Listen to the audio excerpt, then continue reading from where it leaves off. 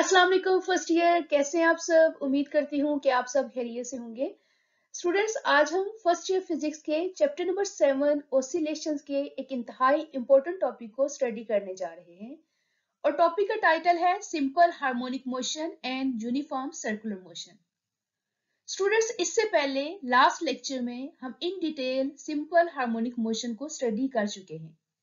Simple harmonic motion body की motion की एक ऐसी टाइप है जहां बॉडी का एक्सेशन और उसका डिस्प्लेसमेंट हमेशा आपस में डायरेक्टली रिलेट कर रहे होते हैं, यानी एक्सेशन और displacement directly proportional to each other होते हैं।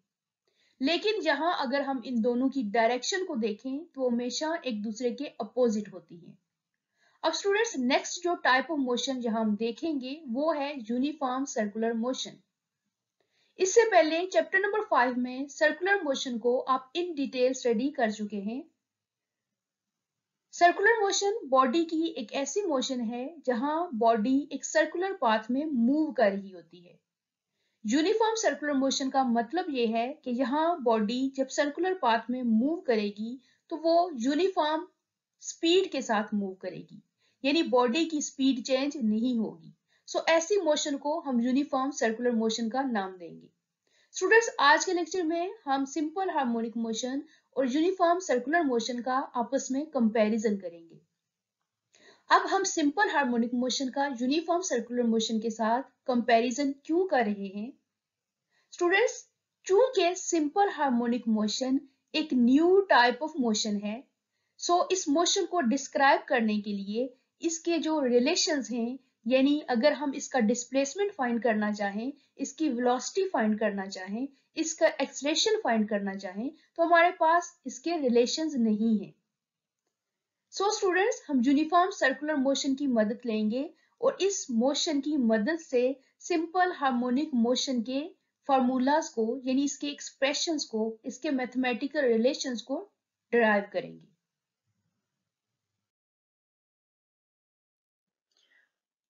सिंपल हार्मोनिक मोशन और यूनिफॉर्म सर्कुलर मोशन को कंपेयर करने से पहले हम सिंपल हार्मोनिक मोशन को ऑब्जर्व करते हैं। लेट्स कंसीडर हमारे पास एक वर्टिकल मैस स्प्रिंग सिस्टम है और ये vertical mass spring system start में रेस्ट पे पड़ा हुआ था और इसकी जो रेस्ट की पोजीशन है इसे हमने ए से रिप्रेजेंट किया हुआ है। अब हम इस सिस्टम को डिस्टर्ब करेंगे। कैसे डिस्टर्ब करेंगे? इस सिस्टम पर फोर्स अप्लाई करेंगे। फोर्स अप्लाई करने से इस सिस्टम में मोशन प्रोड्यूस होगी। अब स्टूडेंट्स, यहां देखें किस किस्म की मोशन प्रोड्यूस हुई। फोर्स अप्लाई करने से एक रिपीटेड मोशन प्रोड्यूस हुई। यहाँ ये सिस्टम एक फिक्स पॉइंट के क्रॉस अपनी मोशन को मुसलसल रिपीट कर रहा है।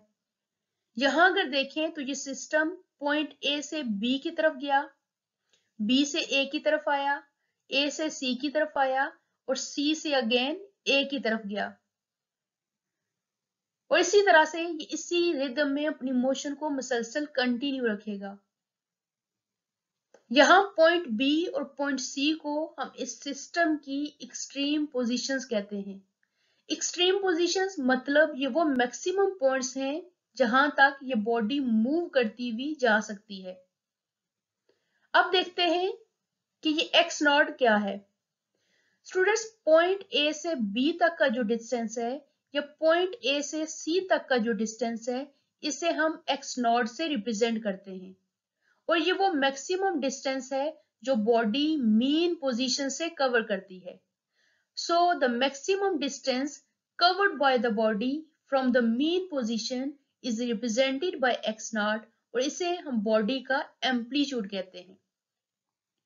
अब आते हैं वाइब्रेशन की तरफ। यहां देखें बॉडी एक्चुअली स्टार्ट में पॉइंट ए पे थी। फोर्स लगाकर हमने इस बॉडी को पॉइंट बी की तरफ मूव करवाया। देन बॉडी ए की तरफ आई, ए से सी की तरफ आई, सी से अगेन ए की तरफ आई।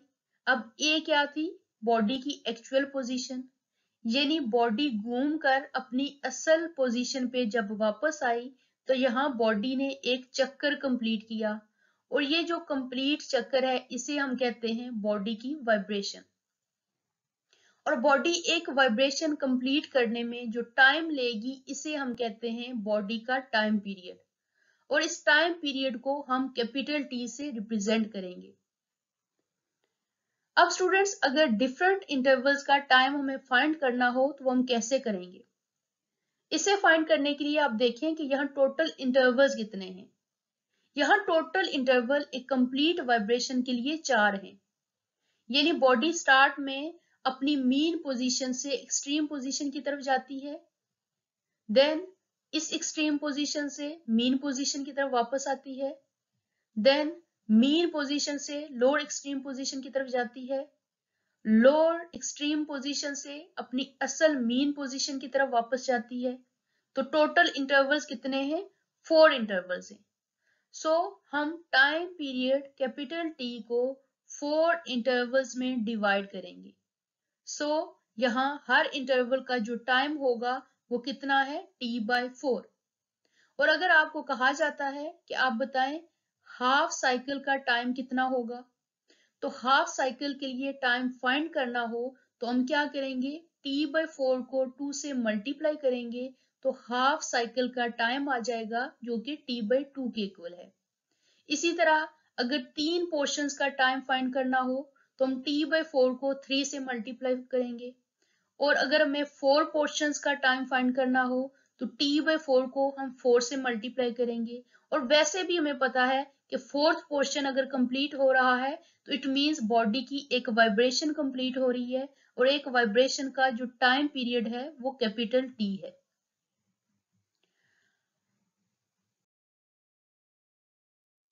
स्टूडेंट्स, अब हम यूनिफॉर्म सर्कुलर मोशन को ऑब्जर्व करते हैं।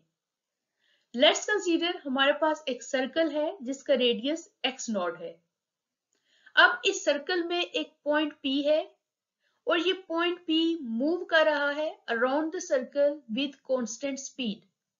अब चूंकि इस पॉइंट की स्पीड कांस्टेंट है, इसी बेस पे हम इसकी मोशन को यूनिफॉर्म सर्कुलर मोशन कहते हैं।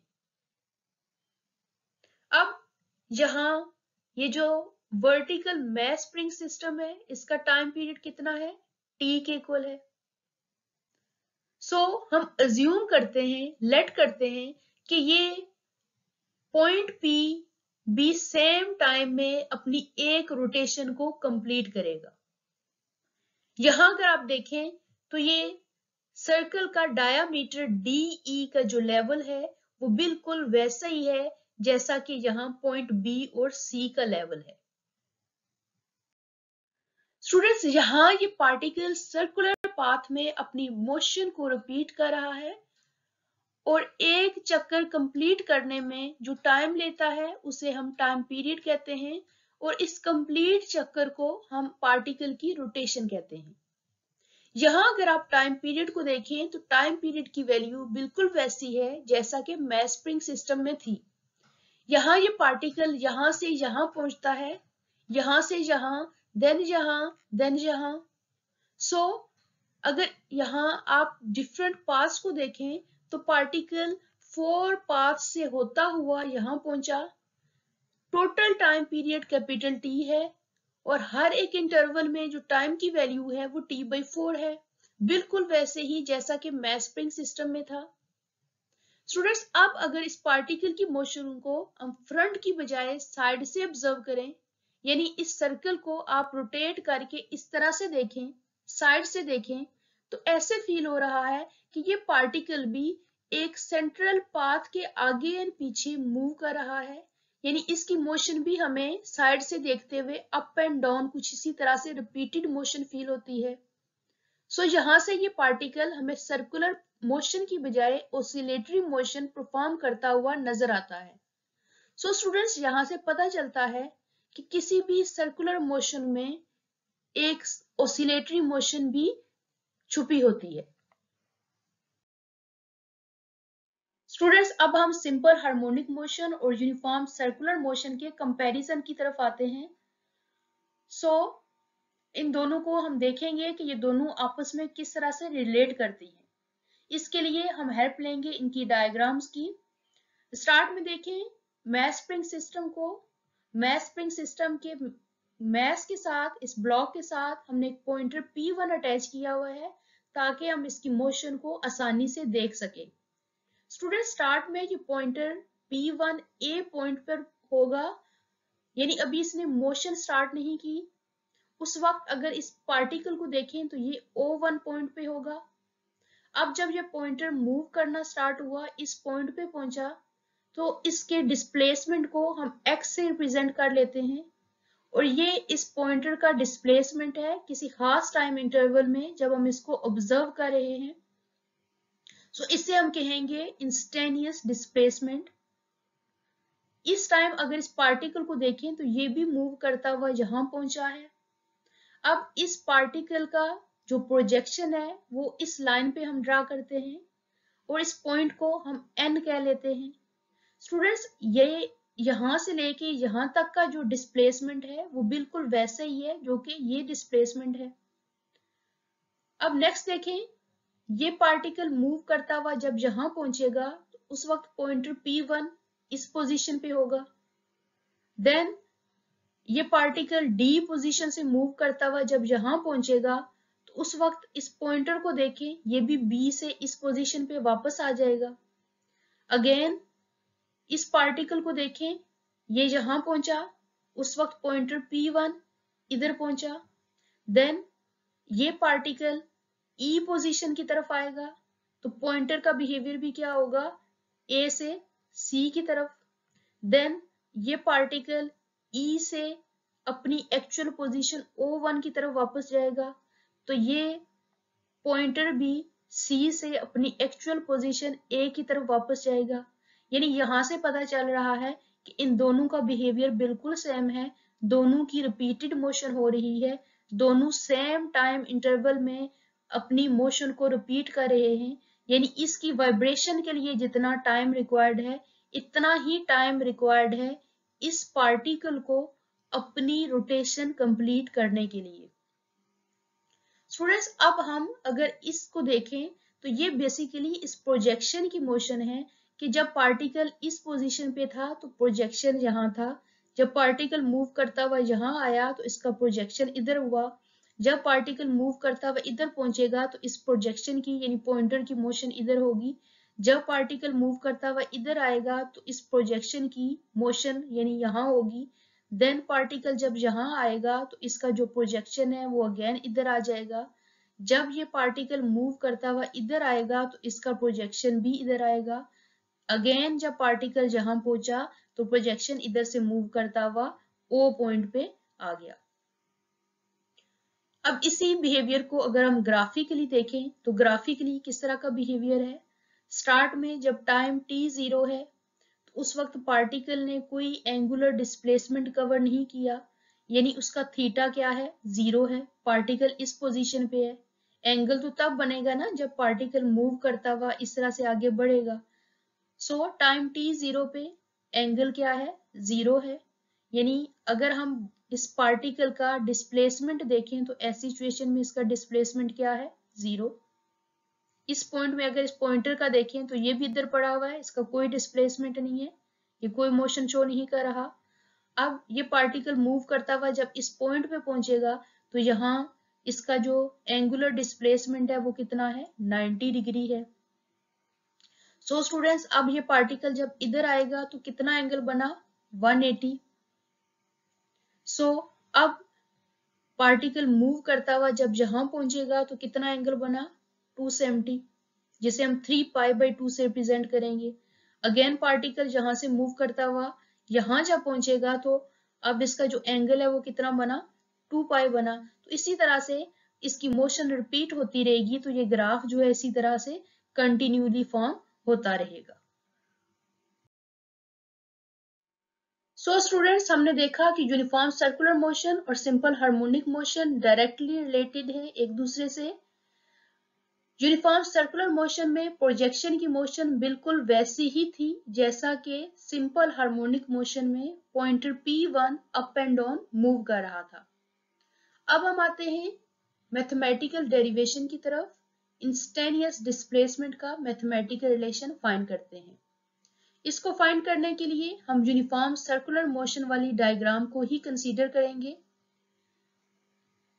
यहाँ हमने assumptions ली थी कि पार्टिकल ने मूव किया पॉइंट O1 से यहां पहुंचा।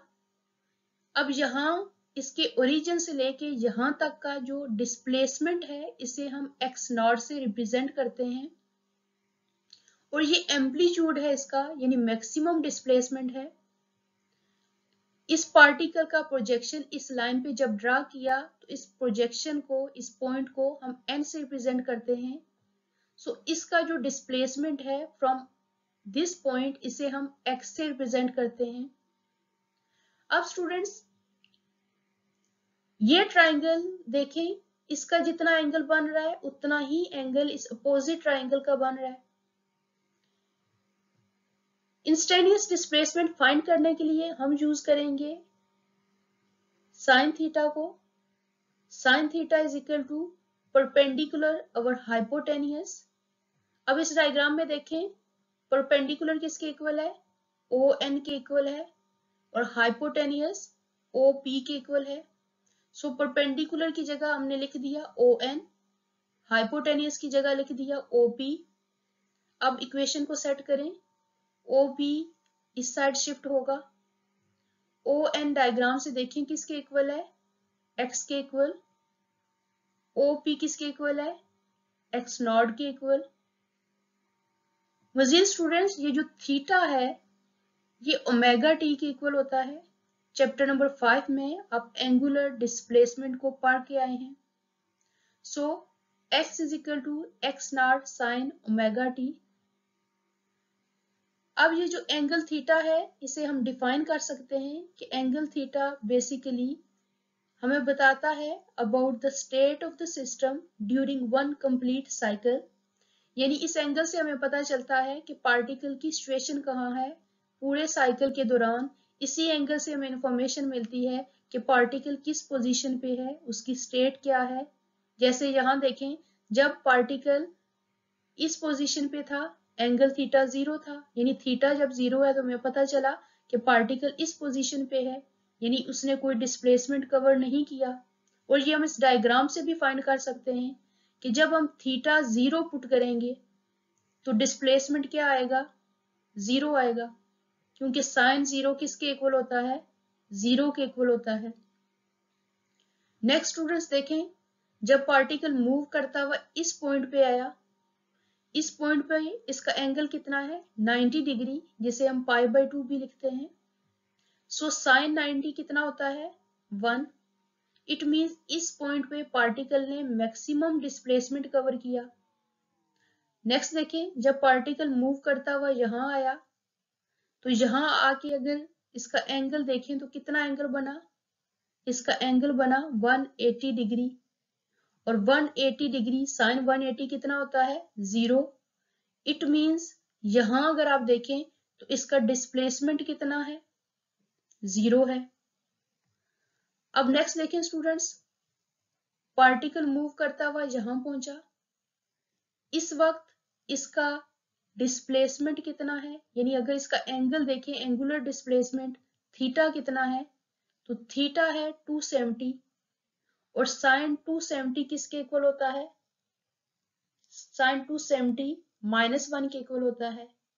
इट मींस यहां जो इसका डिस्प्लेसमेंट है वो कितना होगा, -x नॉट के इक्वल होगा। मजीद ये पार्टिकल मूव करता हुआ जब यहां पहुंचा तो इस वक्त इसका एंगल कितना है, 360 डिग्री। साइन 360 कितना होता है, 0। तो यहां इसका डिस्प्लेसमेंट क्या है, 0 है, क्योंकि पार्टिकल अपनी एक्चुअल पोजीशन पे वापस आ गया है।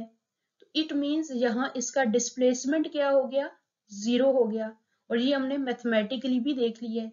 स्टूडेंट्स ये इंपॉर्टेंट पॉइंट्स हैं, यहाँ से काफी एमसीक्यूज बनते हैं, सो इन्हें आप नोट करें।